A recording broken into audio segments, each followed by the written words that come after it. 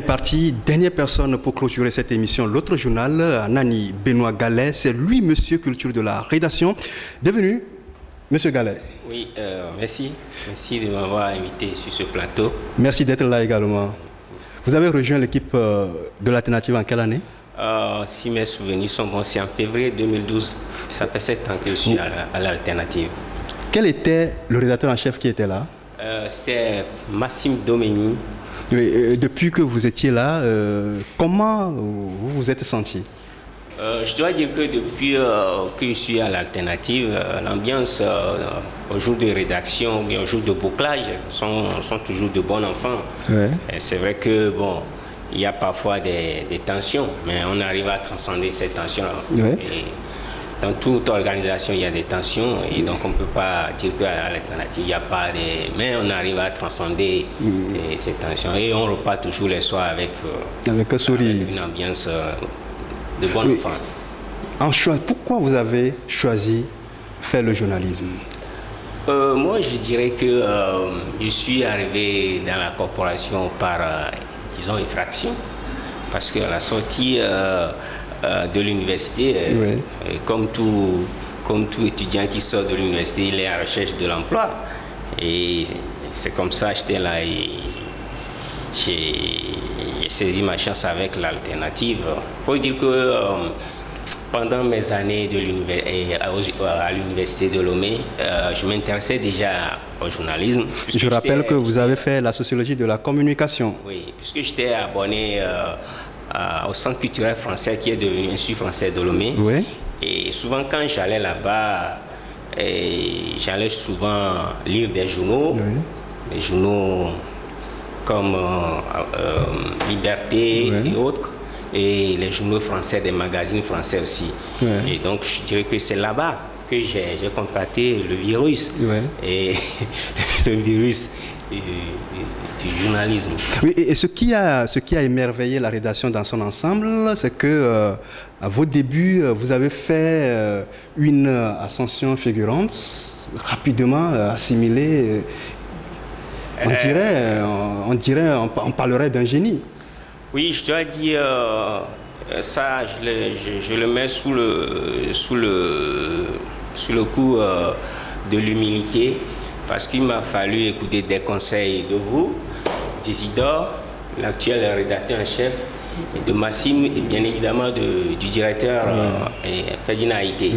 Et donc, c'est à travers ça. Et puis, ce que je faisais en ce temps-là, quand j'étais venu tout nouvellement à l'Alternative, je prenais les tests, mes tests qui sont publiés, et ce que j'ai fait à la maison, je comparais les deux tests et j'apprenais. Arrivé au soir à la maison, j'apprenais, je dis, ah, tel papier, c'est comme ça qu'il faut l'écrire, c'est comme ça qu'il faut faire l'attaque, c'est comme ça qu'il faut chuter. Et c'est de là que j'ai grandi. Bien évidemment, parallèlement à ça, moi-même, je faisais des recherches, je lisais les journalistes qui m'inspiraient. Et voilà. Et surtout que le bic rouge de Tino, c'est pas à attendre. Oui, et ça t'a découragé à un moment donné. Oui, parce que c'est la première fois. Moi, je pensais qu'après avoir fini sur les bancs de l'école ou bien de l'université, on finit avec les bics rouges. Et ma première surprise, c'était la première fois quand Tino a mis des pics rouges dans mes tests. Et honnêtement, je n'avais pas supporté. Mais bon, avec le temps et avec l'humilité, je suis arrivé là où je suis aujourd'hui. Justement, qu'est-ce qui vous a orienté vers la culture? Oui, d'abord, il faut dire que c'est la rédaction qui a détecté ça, qui a dit que tel que à travers mes papiers, je peux faire de la culture. Et c'est comme ça le directeur Ferdinand et Massime m'ont confié la rubrique culture, et bien évidemment on m'a placé sous votre tutelle. Oui. Et c'est comme ça, c'est comme ça. Alors, depuis que vous travaillez sur la culture, vous animez la rubrique culture dans notre journal, quel regard portez-vous généralement, un regard général, quel regard portez-vous sur le secteur culturel au Togo? Bon, disons que... Est-ce qu'on peut applaudir lorsqu'on parle de la culture au Togo? Oui et non. Oui. Oui, en ce sens que le secteur culturel togolais est en effervescence Oui. sur certains plans. Sur le plan de la musique, Oui. et la musique a pris le pas sur les autres secteurs, parce que quand on parle de la culture, il y a Oui. les arts plastiques, il y a la danse, il y a Oui. le conte, il y a le théâtre, il y a les lettres, les lettres, je vais Oui. parler des écrivains, il y a tout cela qui entre dans la culture. Mais au Togo, il s'est fait que la musique a pris le pas sur les autres arts. Et donc, c'est pour ça que je dis oui et non. Oui. Voilà. S'il fallait détecter le mal de la culture togolaise, vous direz quoi? Le mal, selon moi, existe dans le fait que, comme on le dit dans notre jargon, c'est sur l'ancienne corde qu'on tisse la nouvelle. Et c'est fait qu'il y a une rupture entre l'ancienne corde et la nouvelle. Jusque-là, on ne comprend pas. Oui, ça veut dire que la nouvelle génération Oui. ne s'inspire pas de l'ancienne. Oui. Je donne un exemple. Par exemple, moi, je n'ai pas connu Bella Bello, Ouais. mais la musique de Bella Bello, quand j'entends ça, il y a quelque chose qui... Mais la musique que la jeunesse actuelle Ouais. produit, il y a de quoi, il y a certaines sonorités qui laissent à désirer. Ça veut dire qu'il n'y a pas de travail. Là, on peut conclure de ce que vous dites qu'il n'y a pas une originalité de la musique togolaise, comme au Sénégal, au Congo, Sénégal avec Mbalaz, Congo avec la rumba, etc. On ne sent pas ça au Togo lorsqu'on parle de la musique togolaise. Si, il y en a, mais on n'arrive pas à faire de cette originalité comme les autres pays que vous venez de citer ont fait. Par exemple, il y a Bessé, il y a le Kamou. Il y a Arrivé à Kinka, un moment, il y a le Kamou qui a pris. Arrivé à un moment, tous les Togolais dansaient Kamou. Ouais. Tous les Togolais dansaient à Bessé et Bobobo. Mais qu'est-ce qu'il a fait aujourd'hui? Bon, c'est les sonorités, un mélange de rumba, Oui, mais justement, un mélange de, ouais. Du coupé décalé ivoirien. Oui. C'est fait à tel point qu'on ne sait pas, la quintessence de la musique togolaise se perd dans ces rythmiques qu'on copie ça et là. À bien vous comprendre, on a l'impression de dire que le Togo a du mal à réussir sa transposition d'une musique traditionnelle avec des instruments modernes. Et pourtant, ça marche ailleurs. Oui, et ça marche ailleurs. Pourquoi ça marche ailleurs? C'est parce qu'il y a une... Il faut accuser également le pouvoir pour ça? Oui, j'en viens. Il y a une politique derrière. S'il n'y a pas cette politique, on n'a pas encore une industrie musicale au Togo. Ça, il ne faut pas se le cacher. On n'a pas encore cette industrie. Vous voyez ce que le Sénégal a fait de Youssou N'Dour? Oui. Actuellement, au Togo, quel exemple on peut citer? Mais il y a King Messa.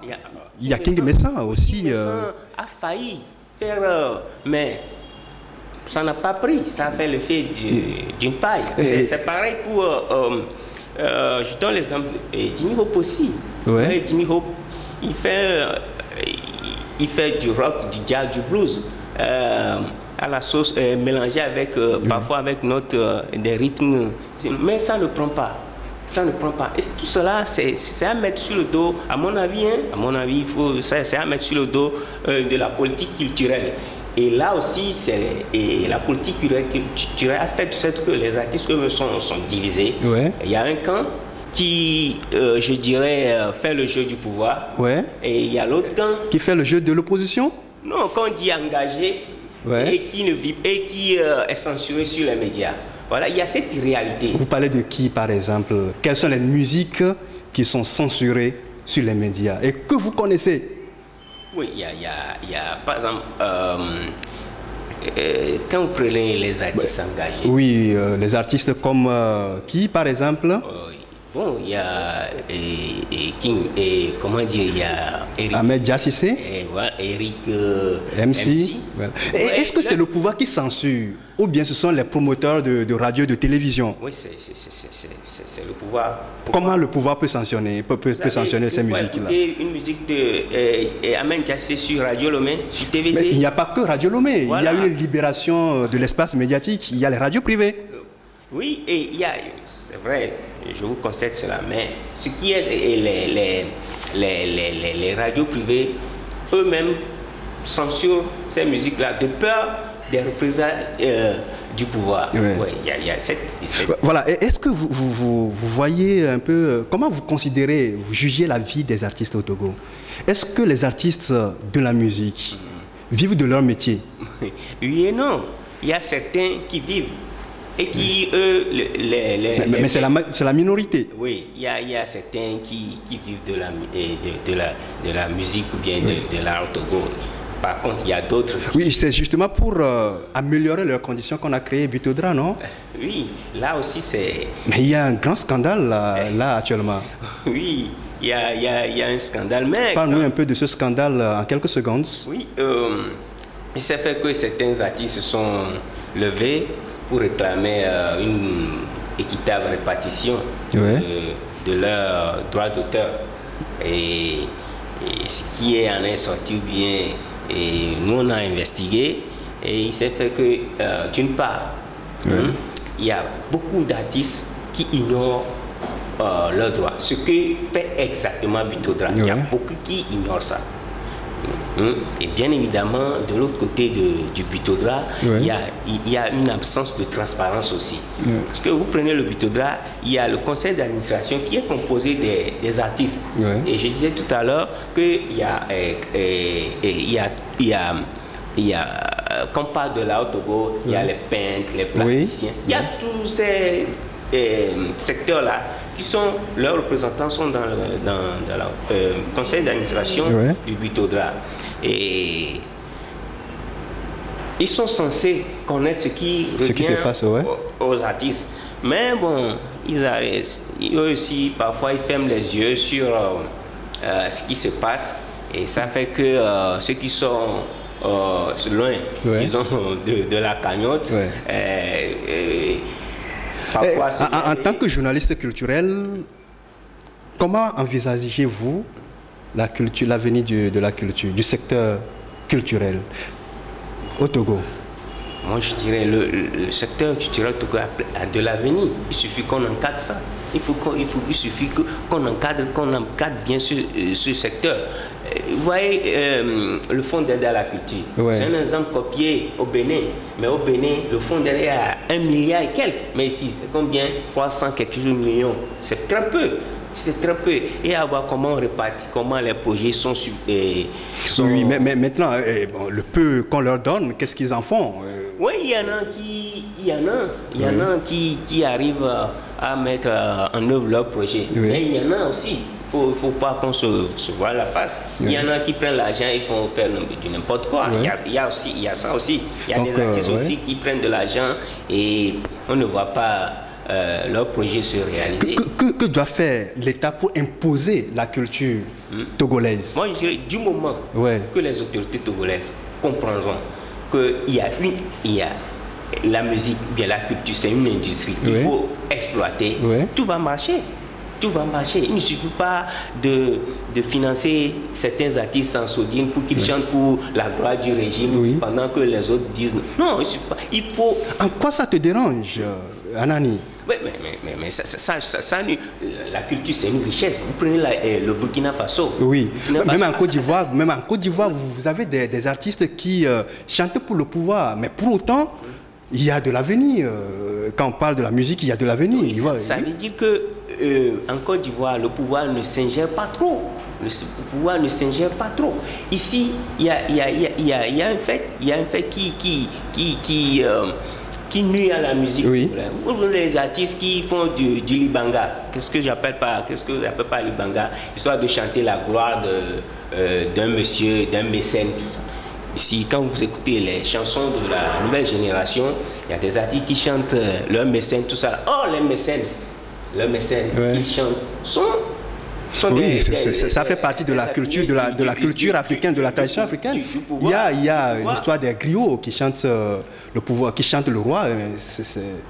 Là, vous parlez de griot. Oui, mais un artiste, on parle de la culture, on parle de la tradition également. Il ne va pas griller sa carrière, sa carrière comme ça pour le fait de chanter pour... Oui, Monsieur Gallet, on arrive tout doucement à la fin de cette émission. Comment vous vous sentez à l'alternative, surtout dans votre rubrique culture? Oui, je dois dire, avec cette rubrique, ça m'a permis de voir certaines réalités, des réalités de la culture togolaise. Il y en a qui marchent en vase clos. Quand vous voyez les conteurs, ils sont dans leur vase clos. Ils voyagent beaucoup. Mais que faites-vous pour les sorties de l'ombre? Plusieurs fois, on leur a ouvert nos colonnes. Mais quand il s'agit de spectacles à l'extérieur, tout ça là, c'est à travers les réseaux sociaux. Quelles sont les perspectives pour votre desk? Quelles sont les perspectives? Vous envisagez quoi pour redonner vie à ce desk? Oui, je ferai une demande à la rédaction. Une proposition en bonne due forme. À la rédaction. Des moyens, plus de moyens, il y a encore des moyens. Oui, et aussi des dossiers, des dossiers à réaliser. Voilà, donnez-nous un peu une idée sur les prochaines rubriques dans votre desk culture. Oui. Quel sera le premier papier après cette émission-là, à la semaine prochaine? La semaine prochaine, j'ai sollicité une interview d'un auteur. Il est actuellement au festival dans un pays de la sous-région. Et si tout marche bien, mon prochain article sera l'interview. Votre mot de la fin? Bon, je remercie le directeur Ferdinand Haïté, Massime Domeni, et tous les autres. De tout le soutien qui m'ont porté ou bien apporté jusque-là. Merci. On vous souhaite bon vent dans votre desk et surtout que votre desk reprenne vie et s'impose davantage parce que les journalistes culturels, ça manque terriblement dans notre pays. Et c'est ça, ça manque. Et il n'y a même pas des journaux thématiques consacrés à la culture. Oui, ça c'est une réalité. Et c'est un défi que vous allez relever à l'alternative. Il y a quelque chose qui se fait au niveau des journalistes qui sont dans le cinéma là. Eux, ils ont une association. Mais pour les autres, ça ne prend pas. Ça ne prend pas. Et justement, on compte sur vous pour le faire et surtout que l'alternative soit le premier journal qui impose une culture et attire les regards des autorités vers ce secteur-là pour que ce secteur-là puisse profiter et qu'on puisse asseoir une entreprise culturelle. Merci Anani d'être passé. Merci Monsieur Kouva. Merci. Mesdames et messieurs, voilà, nous finissons avec Anani Gallet. Nous retrouvons Isidore Kouanou pour pouvoir clôturer cette émission. Isidore, on vous retrouve sur le plateau. Oui, je suis là pour seulement dire merci à mes collègues, à mes chers collègues rédacteurs qui se sont défilés sur le plateau avec les différentes rubriques. Merci à Nani Gallet, merci avec sa rubrique culture, merci à Irène Atou avec sa rubrique à la découverte et vie de femme. Merci également à Fabrice Améteo Blona avec sa rubrique sportive. Merci à tout le monde. Merci au patron, au directeur de la publication Ferdinand Haïté pour tous les apports que tout le monde apporte dans ce journal. Merci à vous aussi. Merci. À la semaine prochaine. On se retrouve bien évidemment. On se retrouve bien sûr. Aujourd'hui lundi, on est au bouclage. Tout à l'heure, le journal on va boucler le journal. Jeudi prochain, il y aura un autre numéro à boucler. Merci à vous les internautes. L'autre journal c'est fini pour cette semaine. Merci de l'avoir suivi. Vous pouvez nous écrire à l'adresse suivante journalalternative82@gmail.com. Notre site www.plateau presse-6alternative.com. Merci à toi, Irène, qui est là, qui nous assiste également. Oui, merci. Et merci également à Ferdinand Haïté, à Isidore Kouanou, merci à Nani Gallet et à Fabrice Ameto-Oglona d'être passés dans cette émission. Merci à l'ensemble de l'équipe qui nous a aidés à la préparer. Nous ne pouvons pas clôturer cette émission sans faire un clin d'œil à nos soutiens. Nous remercions les amis du journal Alternative qui croient en nous, ceux d'ici et de la diaspora, pour leur soutien matériel et moral. L'Alternative reste ouvert aux suggestions et autres apports pour l'avancement du journal. Nous avons donné notre site, notre adresse email. Je les rappelle, le site www.presse-6alternative.com. Notre mail pour nous écrire, journal-alternative82@gmail.com. On vous donne rendez-vous la semaine prochaine pour un nouveau numéro de l'autre journal, si Dieu le veut bien. Portez-vous bien et n'oubliez surtout pas de vivre chaque instant comme le dernier. À très bientôt et à la semaine prochaine.